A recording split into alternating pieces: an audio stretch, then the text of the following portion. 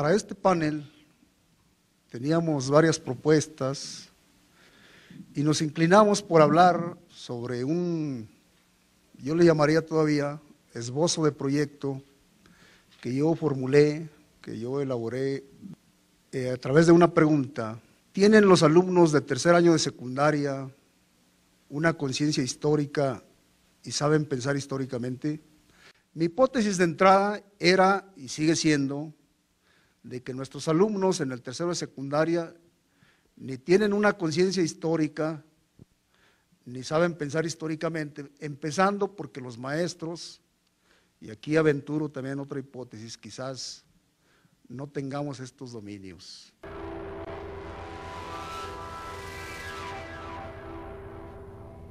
La conciencia histórica significa el saber, el conocer por parte de los sujetos las causas, los orígenes, las motivaciones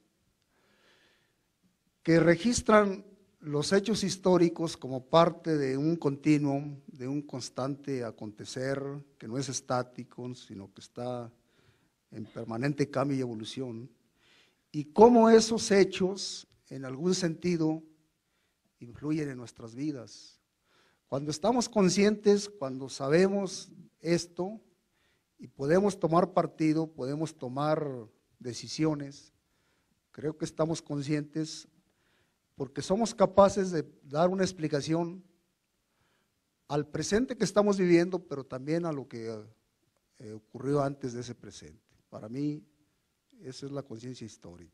Para escribir la historia y para explicar la historia, entenderla y no malentenderla y transmitirla malentendida, pues requerimos, como dice Mark Bloch, de intermediarios.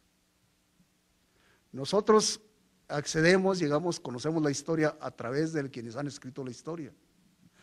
Y quienes han escrito la historia, si es que lo han hecho desde una perspectiva científica, la han hecho apoyándose en huellas, y las huellas son testimonios. Y estos testimonios, obviamente, están en las fuentes primarias, sobre todo, especialmente los documentos escritos. No sé si Darta que quiera interrogar o preguntar o debatir.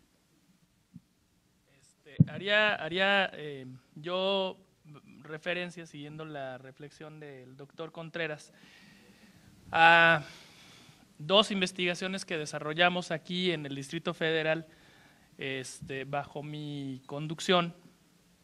La primera tiene que ver con el perfil de los docentes que imparten la asignatura de Historia en el Distrito Federal, aclaro, no en la República Mexicana. Y entonces, bueno, primero que nada, cuando hicimos el procesamiento de la base de datos, nos asustamos. Nos preocupamos mucho porque la realidad es apabullante. O sea, quiero decir, del total de los profesores que nosotros entrevistamos, solamente el 20% de ellos tenían un título de licenciatura. Están impartiendo en secundaria. El 20%. De esos, otra vez, del universo total, solamente el 40% tengan título no universitario o normalista, estudiaron o bien la especialidad de Historia o de Ciencias Sociales en la Escuela Normal Superior o alguna licenciatura en Historia en alguna universidad, la que ustedes quieran. Solamente el 40%, el otro 60% estudiaron lo que se les ocurra si es que estudiaron. ¿No?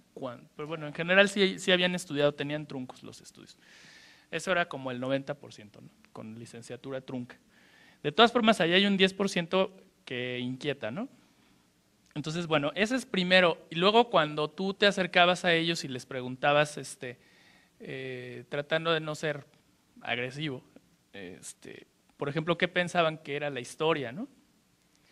Bueno, pues una narración, en fin, muchos conceptos, pero totalmente alejados de lo que normalmente en un ámbito académico no había una idea de pensamiento histórico o de conciencia histórica.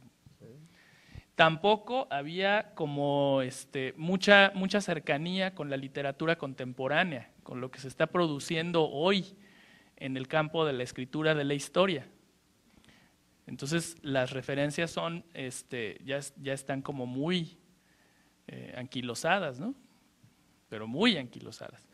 Y entonces, bueno, claro, cuando tú te enfrentas a este perfil, quiero decir, la docencia que se produce con estos sujetos que están ahí, pues necesariamente tiene que adolecer de muchas cosas, tiene que carecer, por lo menos de nivel de cientificidad.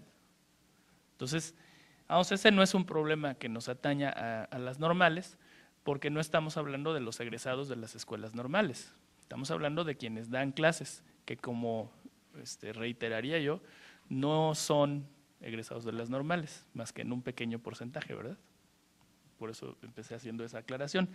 Sin embargo, sí me llamaba la atención, digamos ahí, la falta de formación en términos históricos de los compañeros. Y la segunda investigación que hicimos fue, porque, a ver, bueno, ya tenemos esta idea de que no estamos logrando formar sujetos que piensen históricamente, que puedan desarrollar una conciencia histórica, pensando que el pensamiento histórico, por ejemplo, puede ser ubicar una fuente histórica en su contexto y poderla poner en relación con otras fuentes históricas y a partir de ahí construir una hipótesis, por ejemplo, ¿no?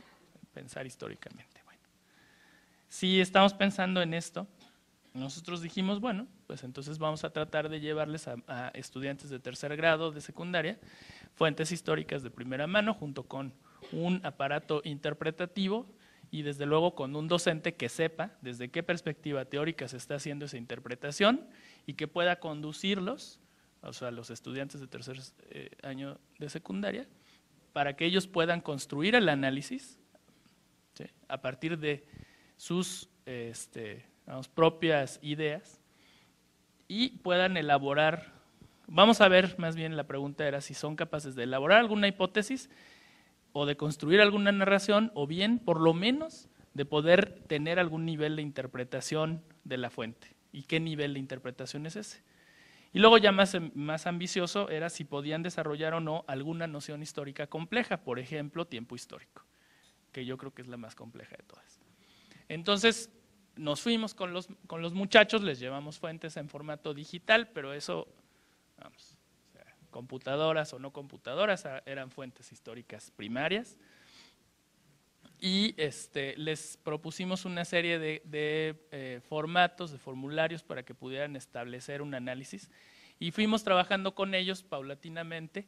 Entonces las conclusiones a mí me parecieron muy importantes porque en primer lugar sí pudimos construir con el grupo, con los grupos de tercer año secundaria, quiero decir yo soy el docente desde luego, un ambiente en el que los muchachos estaban logrando desatarse de los prejuicios y de las narraciones de la historia oficial.